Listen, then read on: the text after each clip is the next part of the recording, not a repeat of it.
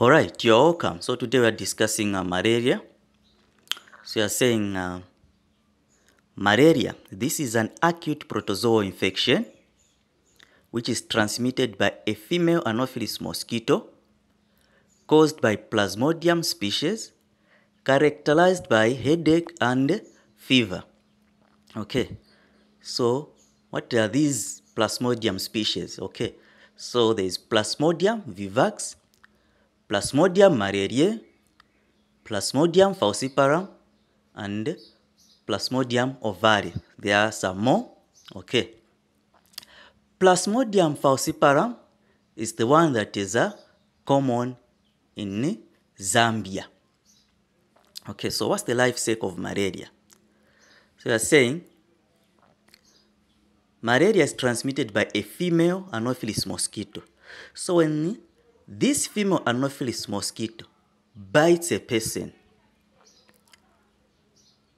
Plasmodium parasites in form of sporozoites are injected into the blood, then goes to the human liver.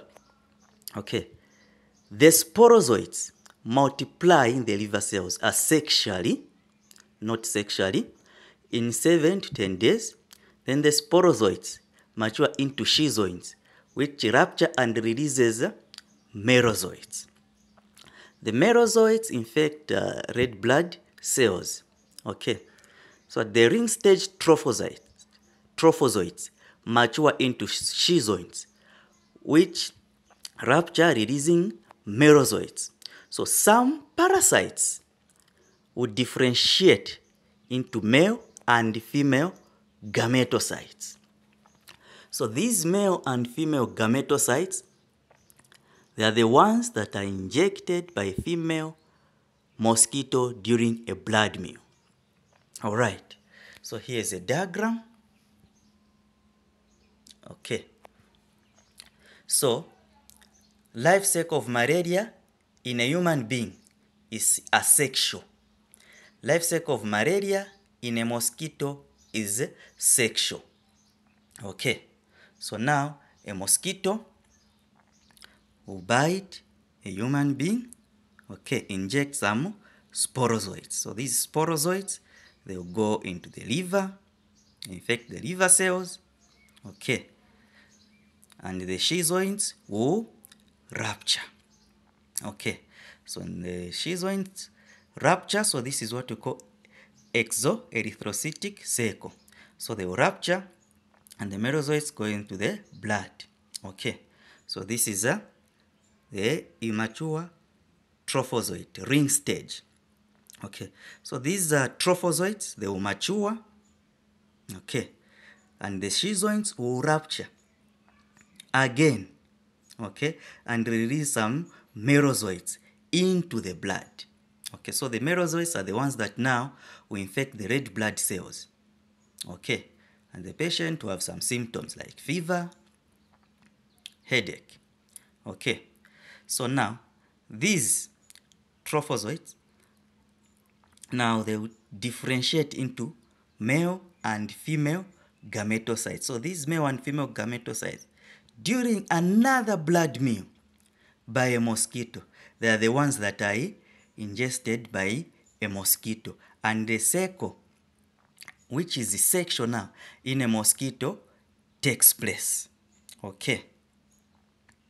So this is the cycle, life cycle of malaria in a mosquito, which is sexual. Okay. So now, how do you treat malaria? Okay. So remember, you can do some investigations to know if someone has malaria. You can do a blood slide. You can do a rapid diagnostic test for malaria to detect the antibodies. You can do a blood slide that will tell us the malaria. Okay. So now, malaria which is not complicated, we give artemether lumefantrine, which is a Coartem. Okay, and the dosage is as follows. For patients who are 5 kg to 14 kg, you give 1 tablet. For patients who are 15 kg to 24 kg, you give 2 tablets. For patients who are 25 kg to 34 kg, we give 3 tablets. For patients who are 35 kg and above, you give 4 tablets. So how is it given? How is the frequency? So when you give the first dose, you wait for 8 hours, then you give the second dose. Then the rest will be given BD, or 12 hourly. Okay. So now, this is an anti-malaria. So you can give, the patient has got pain, you can give some paracetamol. So there are other supporting drugs. It's not only anti-malaria that is given. Okay. So now for severe malaria, we give artesunate. Okay. So this artesunate is given at 24 milligrams per kg body weight. Okay. Intravenously, IV. Okay. So when you are giving IV artesunate,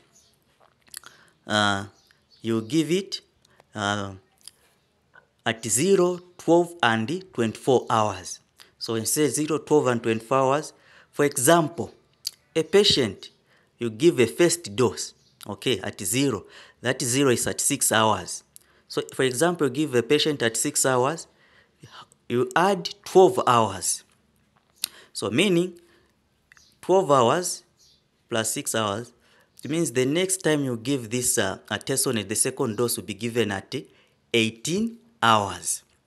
Okay, when you add another 12 hours to make 24, it means the third dose will be given at 6 hours the following day. That's how we give artesunate. Then, if the patient is able to tolerate oral drugs, the patient can be given Coartem. They can continue with a Coartem. Okay, if the patient cannot tolerate oral drugs, artesunate is prescribed to be given once daily for 7 days. Remember, this can be done at the discretion of the patient that is seeing the patient, the doctor that is seeing the patient. Okay, so now we are saying we give artesunate at 2.4 milligrams per kg body weight. We've picked 50 kg as an example. So if this patient is weighing 50 kg, okay, so saying 2.4 times 50 kg, which will give us 120 milligrams. So this is the one that has been ordered, the prescribed dosage that has been ordered by the prescriber. So how are we going to administer it to 120 milligrams to a patient? Okay, so now we are going to calculate again. So the one that has been prescribed, that is the one that we want, 120 milligrams. And the strength available, it is 60 milligrams. Remember, artesunate comes in different presentations. So I've just picked the one which is 60 milligrams for learning purposes. So 60 milligrams times the volume, which is 6 mils, which will give us 12 mils, meaning we are going to administer 12 mils to a patient. Okay, so how do we come up with the volume of 6 mils? Okay, so artesunate comes with a vial, which has a powdered artesunate.